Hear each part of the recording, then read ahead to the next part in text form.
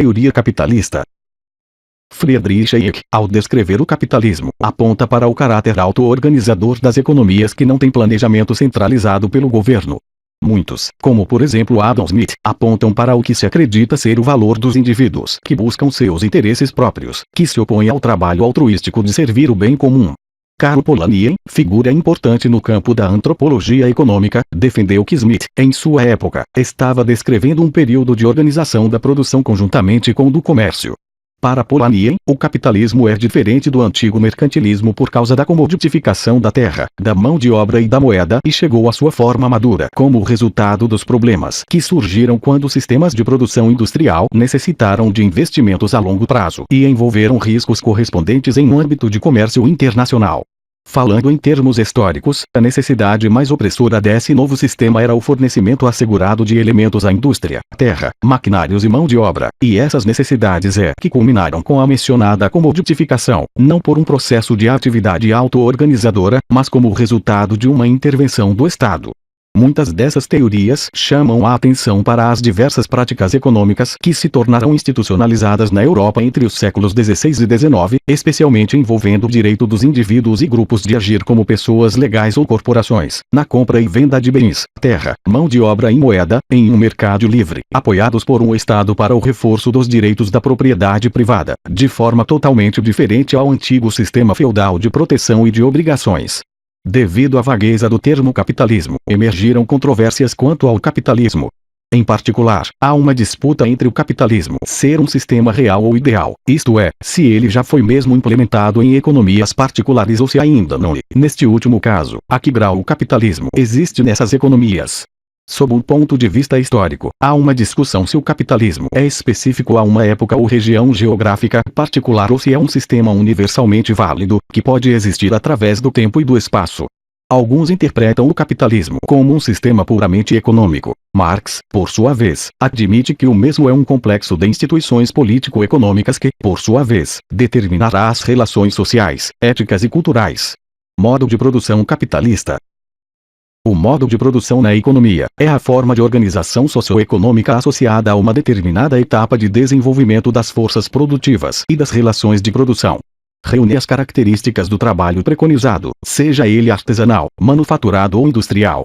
São constituídos pelo objeto sobre o qual se trabalha e por todos os meios de trabalho necessário à produção, instrumentos ou ferramentas, máquinas, oficinas, fábricas, etc. Existem 6 modos de produção: primitivo, asiático, escravista, feudal, capitalista, comunista. Segundo Wundt, um sistema agronômico é definido pelo modo de produção no qual se baseia. O modo de produção atual é aquele que se baseia na economia do país. Porém, segundo economistas não marxistas, não socialistas, só existiram 2 modos de produção ao longo da civilização humana: o artesanal e o industrial.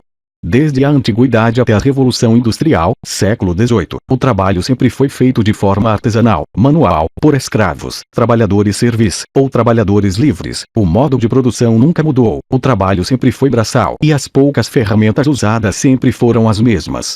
Apenas a partir da Revolução Industrial, com o surgimento das máquinas, e com elas o surgimento da divisão do trabalho nas fábricas, é que o modo de produção mudou.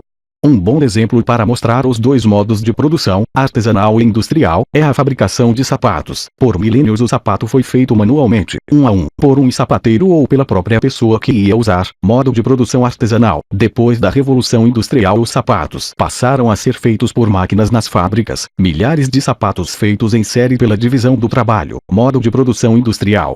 Democracia, Estado e quadros jurídicos. Propriedade privada.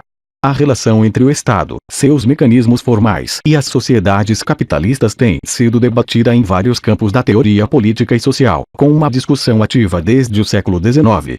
Hernando de Soto é um economista contemporâneo que argumenta que uma característica importante do capitalismo é a proteção do Estado e do funcionamento dos direitos de propriedade em um sistema de propriedade formal, onde a propriedade e as operações são registrados claramente. Segundo Soto, este é o processo pelo qual os bens físicos são transformados em capital, que por sua vez podem ser utilizados de muitas formas, mais e muito mais eficiente na economia de mercado. um número de economistas marxistas argumentaram que as leis do cerco, na Inglaterra, e legislações semelhantes em outros lugares, eram parte integrante da acumulação primitiva capitalista e que um quadro jurídico específico da propriedade privada da terra tem sido parte integrante do desenvolvimento do capitalismo. Instituições. A nova economia institucional, um campo aberto por Douglas North, salienta a necessidade de um quadro jurídico para que o capitalismo funcione em condições ótimas e enfoca a relação entre o desenvolvimento histórico do capitalismo e a criação e manutenção de instituições políticas e econômicas. Na nova economia institucional e em outros campos com foco nas políticas públicas, os economistas buscam avaliar quando e se a intervenção governamental, tais como impostos, segurança social e a regulamentação do governo, pode resultar em ganhos potenciais de eficiência. De acordo com Gregory Mankiw, um economista neo-keynesiano, a intervenção governamental pode melhorar os resultados do mercado em condições de falha de mercado, ou situações em que o mercado por si só não aloca recursos de forma eficiente. A falha de mercado ocorre quando uma externalidade está presente em um mercado, subproduz um produto com uma superprodução de externalização positiva ou um produto que gera uma externalização negativa. A poluição do ar, por exemplo, é uma externalização negativa que não pode ser incorporada em mercados, visto que o ar do mundo não é propriedade, consequentemente, não é vendido para o uso dos poluidores. Então, muita poluição poderia ser emitida e as pessoas não envolvidas na produção pagam o custo da poluição, em vez da empresa que, inicialmente, emitiu a poluição do ar. Os críticos da teoria da falha de mercado, como Ronald Kwasi, Densetzar ou James M. Buchanan, alegam que os programas e políticas governamentais também ficam aquém da perfeição absoluta. Falhas de mercado são muitas vezes pequenas, e falhas de governo são, por vezes, de grandes dimensões. E, portanto, o caso que os mercados são imperfeitos, muitas vezes melhor do que as alternativas imperfeitas governamentais.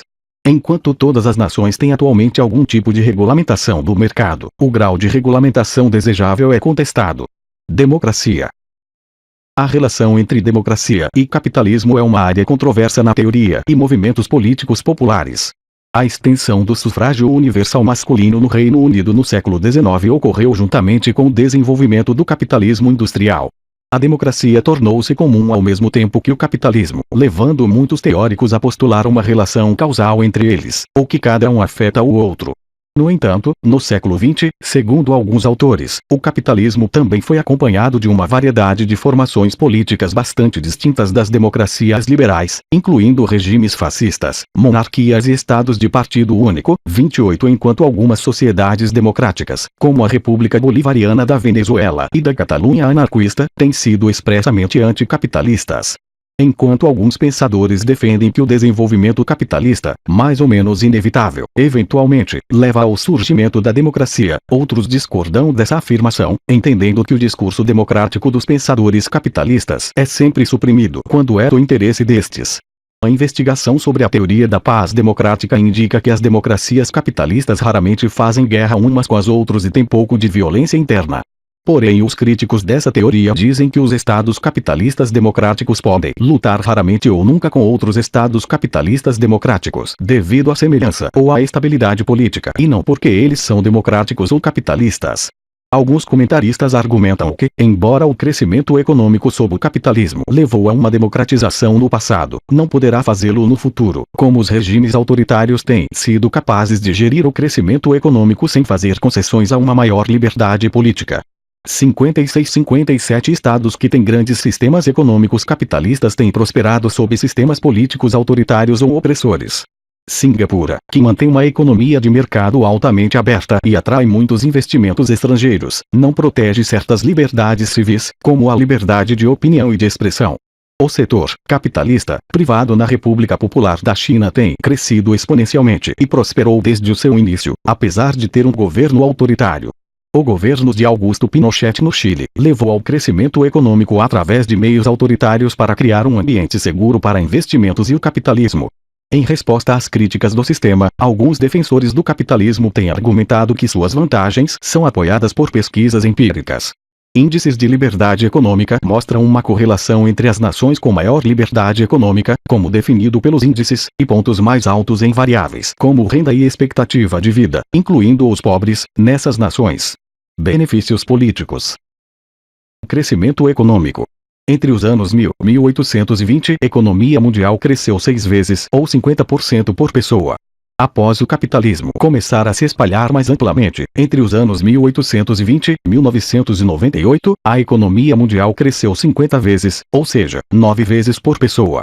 Na maioria das regiões econômicas capitalistas, como Europa, Estados Unidos, Canadá, Austrália e Nova Zelândia, a economia cresceu 19 vezes por pessoa, mesmo que estes países já tinham um nível mais elevado de partida, e no Japão, que era pobre em 1820, 31 vezes, enquanto no resto do mundo o crescimento foi de apenas 5 vezes por pessoa.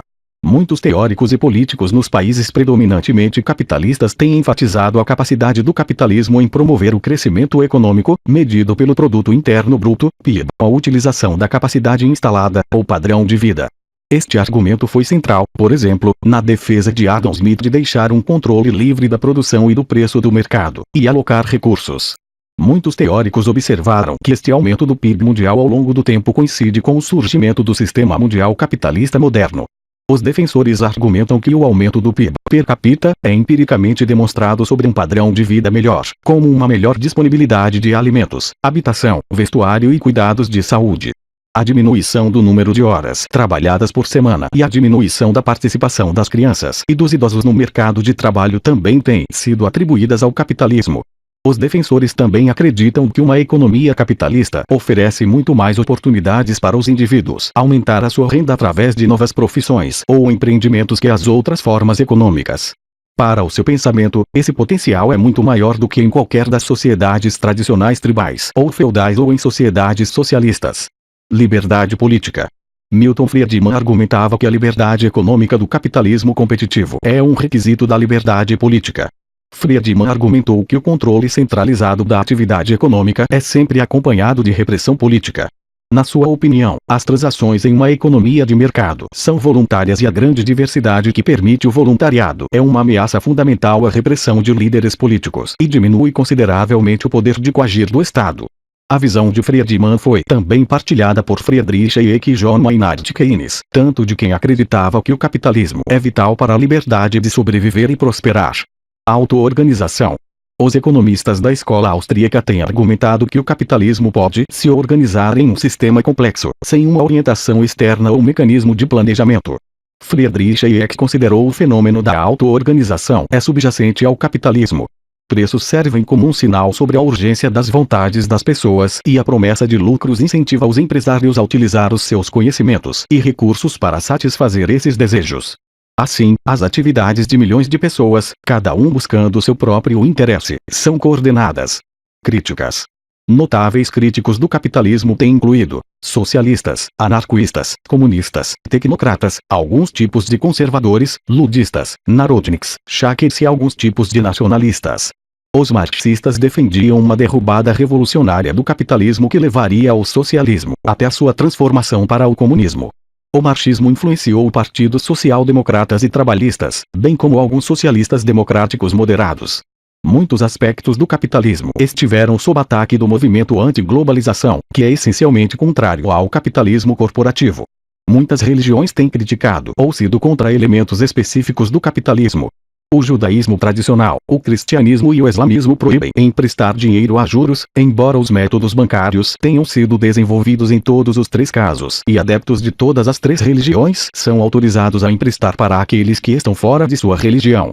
O cristianismo tem sido uma fonte de louvor para o capitalismo, bem como uma fonte de críticas ao sistema, particularmente em relação aos seus aspectos materialistas. O filósofo indiano P.R. Sarkar, o fundador do movimento Ananda Marga, desenvolveu a lei do ciclo social para identificar os problemas do capitalismo. Os críticos argumentam que o capitalismo está associado à desigual distribuição de renda e poder, uma tendência de monopólio ou oligopólio no mercado, e do governo pela oligarquia, imperialismo, a guerra contra-revolucionária e várias formas de exploração econômica e cultural, a repressão dos trabalhadores e sindicalistas e fenômenos como a alienação social, desigualdade econômica, desemprego e instabilidade econômica. O capitalismo é considerado por muitos socialistas um sistema irracional em que a produção e a direção da economia não são planejadas, criando muitas incoerências e contradições internas. Outra crítica frequente se dá ao caráter acumulativo do capitalismo, que, segundo os críticos, sobretudo marxistas e anarquistas, acaba por criar uma abismal divisão da sociedade entre classes antagônicas e uma consequente dominação da maioria trabalhadora pela minoria proprietária. Os ambientalistas argumentam que o capitalismo exige crescimento econômico contínuo e, inevitavelmente, esgota os recursos naturais finitos da terra e outros recursos amplamente utilizados. Historiadores e estudiosos, como Immanuel Wallerstein, argumentam que o trabalho não livre, por escravos, servos, prisioneiros e outras pessoas coagidas, é compatível com as relações capitalistas.